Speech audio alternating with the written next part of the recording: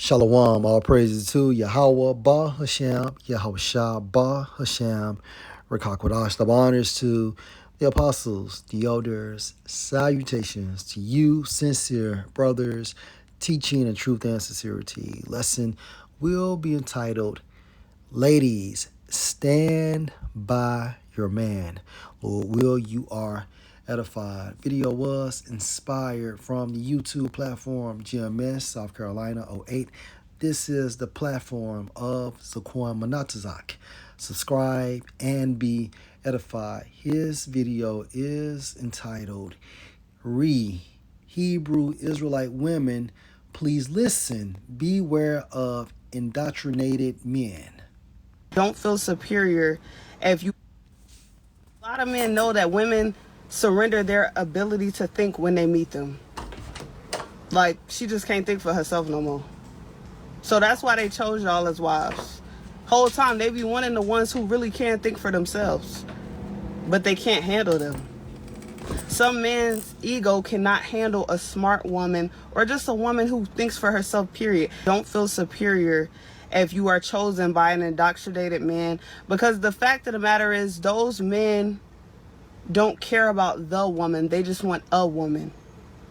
They just want any woman to submit to them so that they...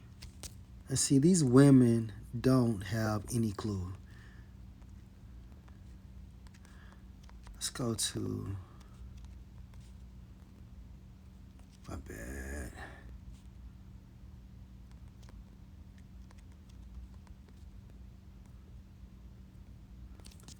Let's go to 1 Peter chapter 3 and verse 6. For instance, in the NLT,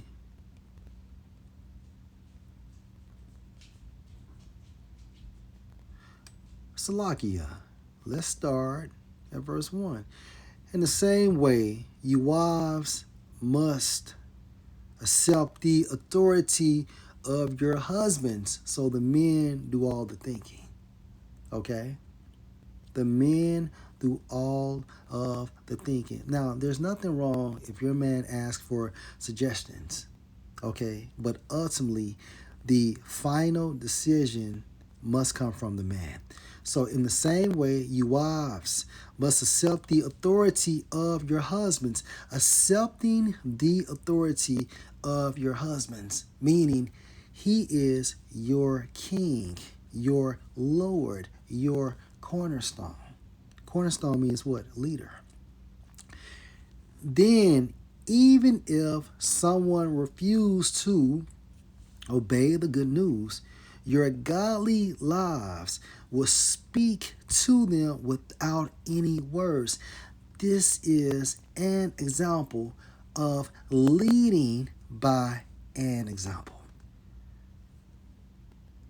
They will be won over based on your conduct, your mannerism. By observing your pure and reverent lives. Don't be concerned about the outward beauty of fancy hairstyles, expensive jewelry, or beautiful clothes.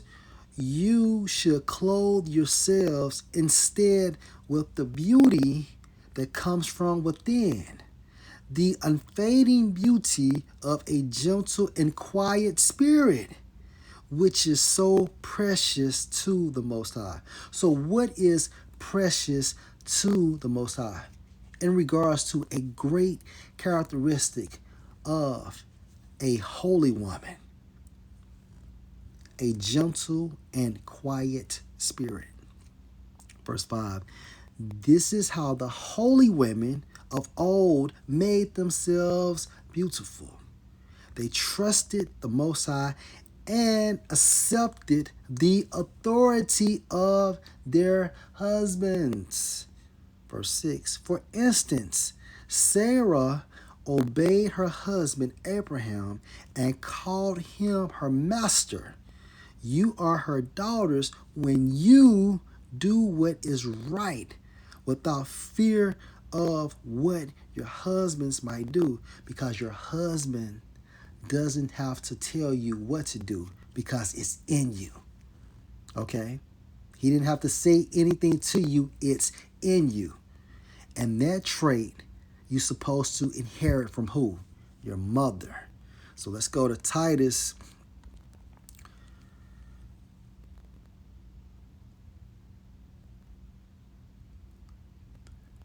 chapter 2 and verse 3.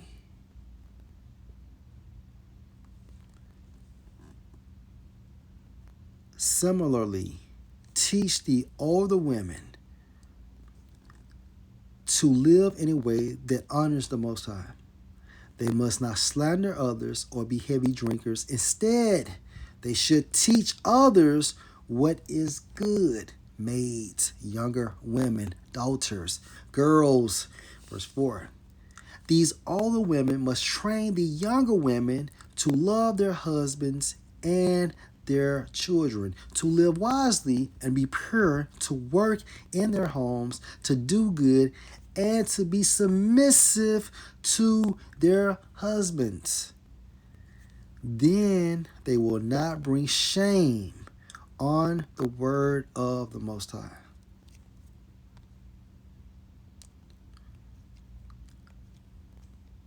This is shameful to the Most High. And she is going to die if the Most High doesn't give her the spirit to understand. They can mistreat and degrade and berate these women because they feel like they can. No, because if a woman is out of order, right?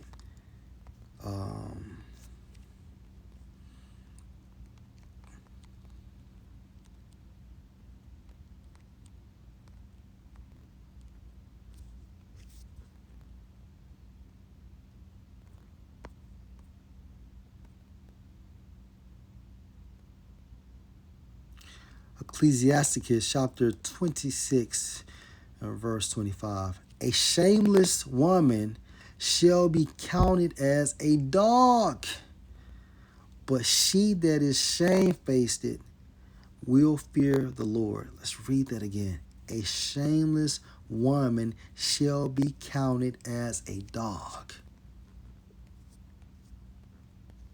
And we are looking at a shameless woman. Their religion deems women as inferior to them. But God, I just got precepts, right? First Peter chapter 3, how the woman's supposed to be submissive to her husband. And also in the book of Titus, the 2nd chapter, how a woman supposed to be submissive to her husband. Let's get one more.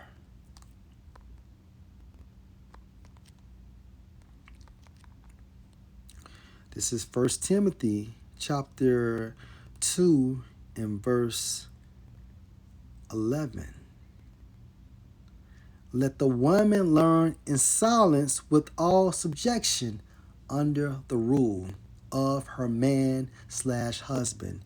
But I suffer not a woman to teach, nor to usurp authority over the man, but to be in silence. For Adam was first formed, then Eve. Do you see the order?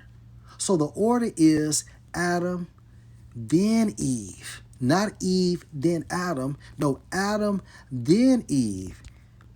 Let's go to 1 Corinthians chapter 14.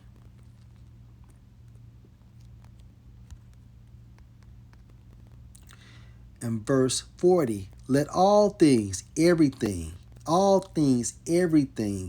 be done decently and in order.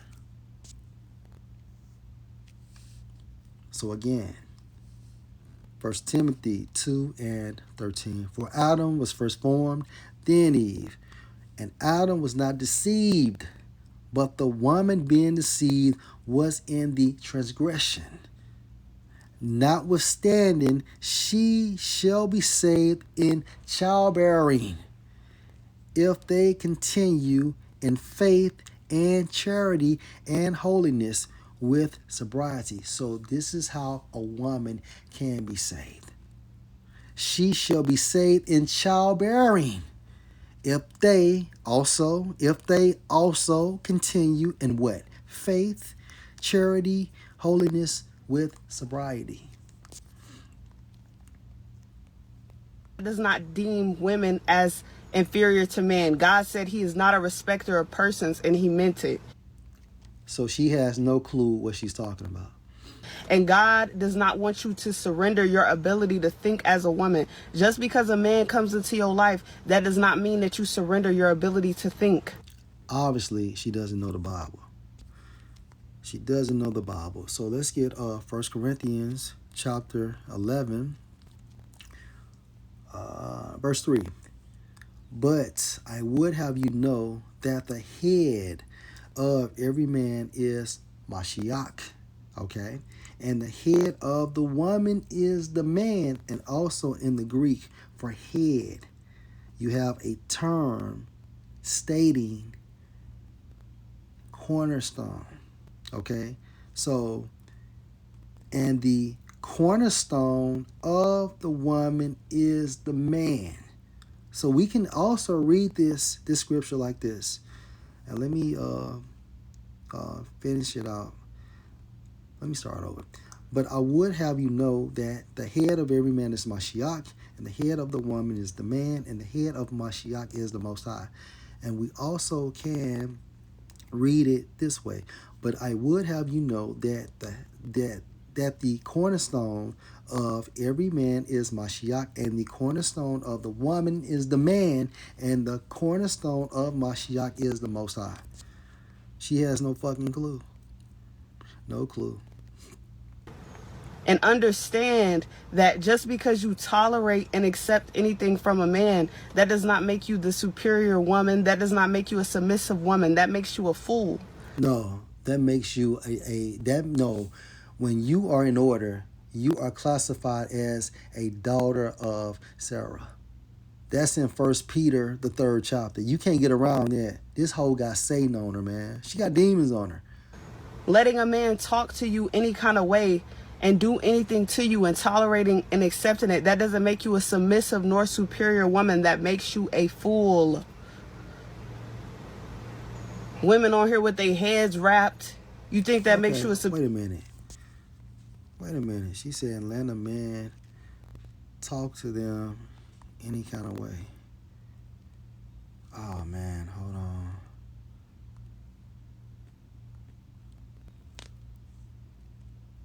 Oh boy. Yeah, I know I'm tripping, but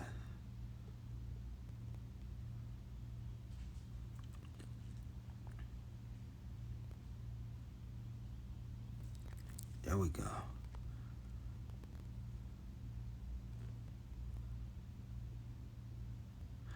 Now, 1 Samuel 18 and 27. You know what? Let's start at verse 20. And Michal, Saul's daughter, loved David, and they told Saul, and the thing pleased him. Verse 27, same chapter. Wherefore David arose and went, he and his men, and slew of the Philistines 200 men. And David brought their foreskins, and they gave them in full tale to the king, that he might be the king's son-in-law. And Saul gave him Michal, his daughter, to wife, or Michal. Verse 28. And Saul saw and knew that Yahweh was with David, and that Michal, Saul's daughter, loved him. So let's continue. So, of course, they got married.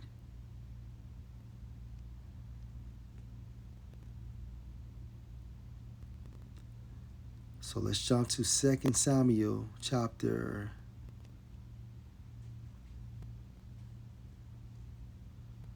6 and 16. And as the ark of Yahweh came into the city of David, Michal, Saul's daughter, looked through a window and saw King David leaping and dancing before Yahweh, and she despised him in her heart. Verse 17.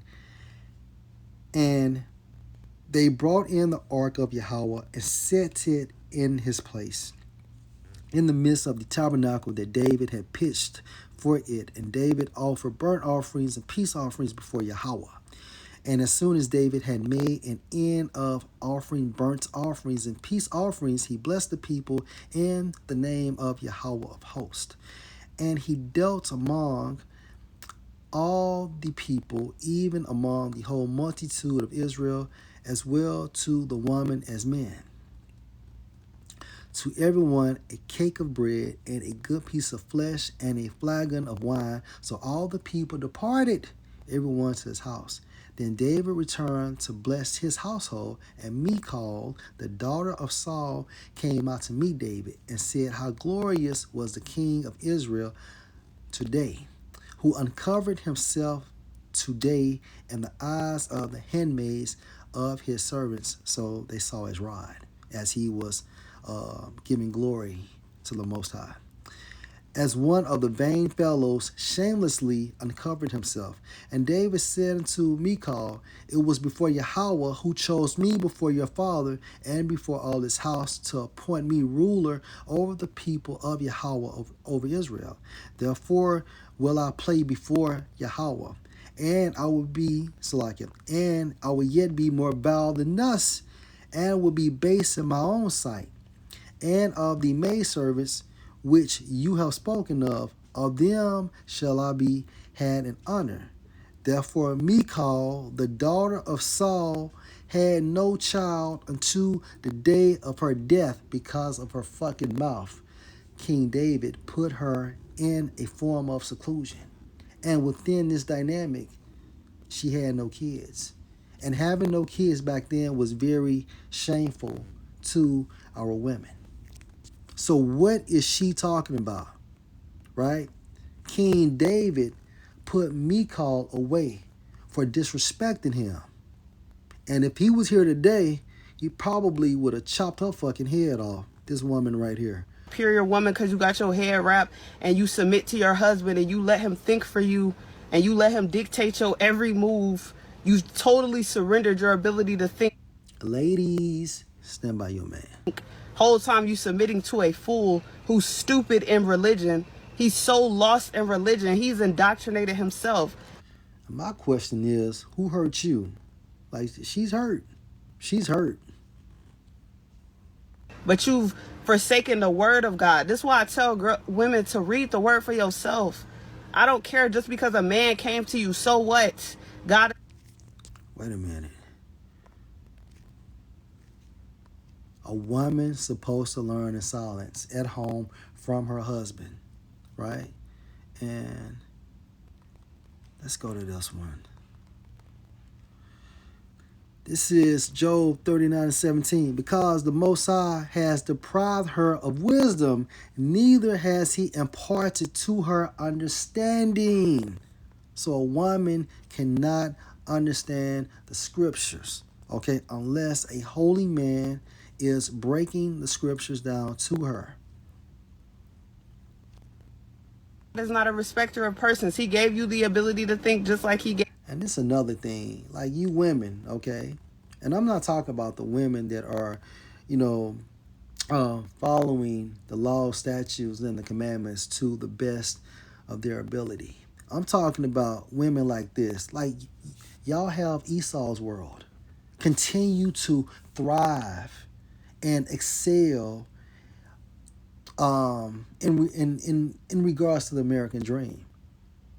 You cannot have this. Okay? You cannot have what's rightfully ours. Now, let me get that. I'm about to end it too. Proverbs, is it 8:3? Oh, Salakia, verse 4. Unto you, O men, are called, and my voice is to the sons of man. Israelites, okay? Israelites, the prophets, who are men, not women, not men and women, but men only. Gave him. But you don't surrender your ability to think because you want to follow him, because you could be following a fool. Let's be clear about it. It's a lot of people, they're so stupid in religion. Okay, And if she's following the fool, the Most High will deliver her from that fool. Last precept, and I'm done. Let's go to.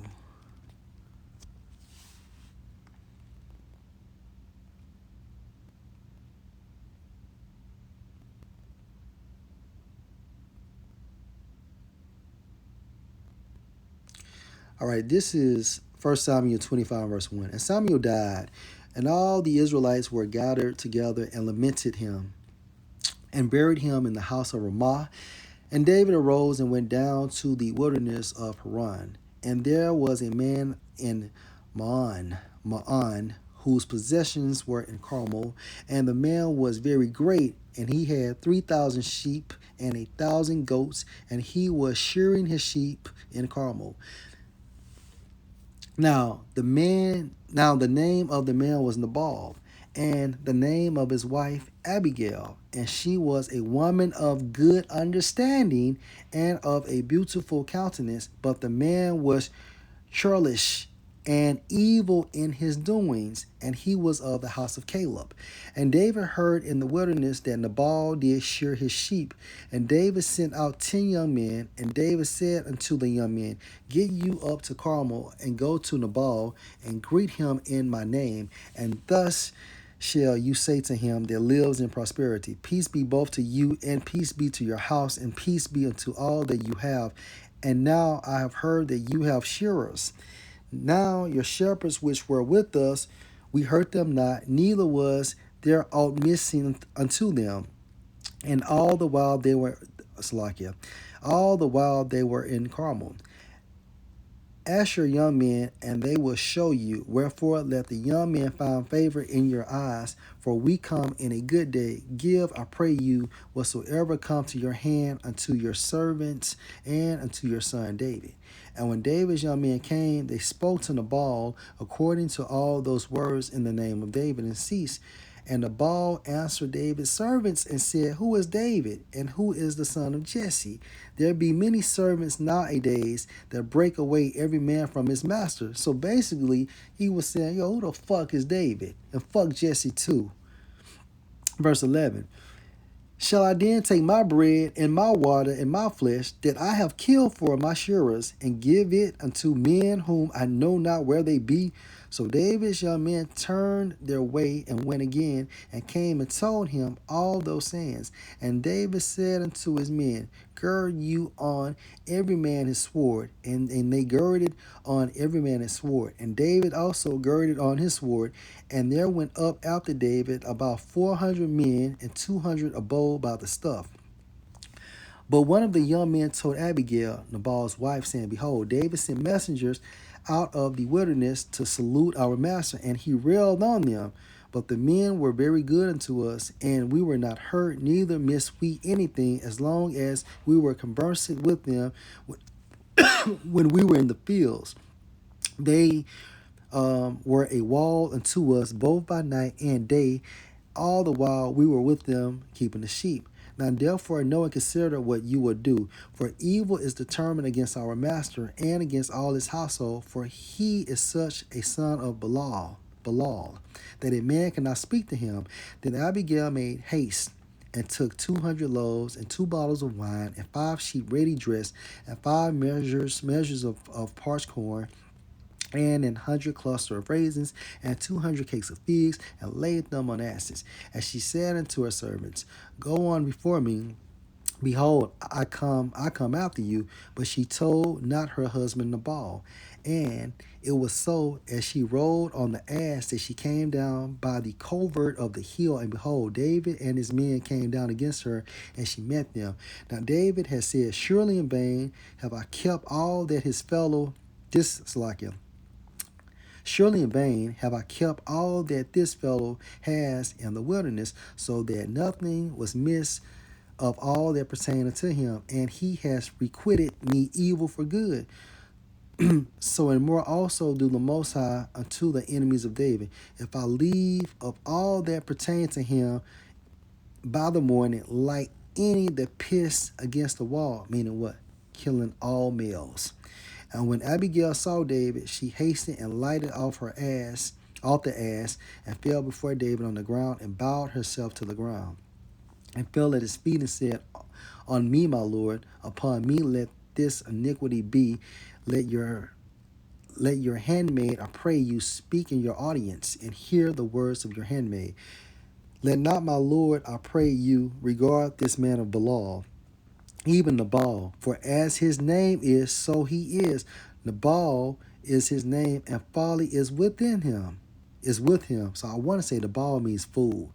But I, your handmaid, but I, your handmaid, saw not the young men of my Lord whom you did send. Now therefore, my Lord, as Yahweh lives, as your soul lives, seeing Yahweh has withholding you from coming to shed blood and from avenging yourself with your own hand. Now let your enemies and they that seek evil to my Lord be as Nabal. And now the blessing which your handmaid has brought unto my Lord, let it even be given unto the young men that follow my Lord. All right, so of course, King David accepted this, and let's jump to verse 36. And Abigail came to Nabal, and behold, he held a feast in his house like the feast of a king. This man was balling, and Nabal's heart was merry within him, for he was very drunken. Wherefore she told him nothing less or more until the morning light. But it came to pass in the morning, when the wine was gone out of Nabal, and his wife had told him these things, that his heart died within him, and he became as a stone. And it came to pass about 10 days after that Yahweh smote Nabal, that he died. And when David heard that Nabal was dead, he said, Blessed be Yahweh that has pleaded the cause of my shame from the hand of Nabal, and has kept his servant from evil. For Yahweh has returned the wickedness of Nabal on his own head. And David sent and communed with Abigail to take her to him to wife. So this woman of understanding, Abigail, okay, was following a fool. She was still joined to that fool until the Most High smote that fool. Okay, and it's safe to say that just spiritually guesstimating, he had a heart attack. So what is this woman talking about, right? So if a woman of understanding is with a man, she doesn't supposed to leave that man because that man has no understanding. And we can always use the account of Nabal and Abigail. And Nabal, I want to say, means fool. You can fact check me as well. And at the appointed time, what did the Most High do for Abigail? He smote Nabal, and Abigail became David's wife. So women, stand by your man, okay? So I kind of gave you two different scenarios as far as when women are classified as daughters of Sarah, the things they need to do. And even if your husband has no understanding, you're still supposed to stand by your man. And ultimately, if you believe in Yahweh Bashem Al-Shai, he will work it out. Lord will, this was an edifying lesson. Shalom.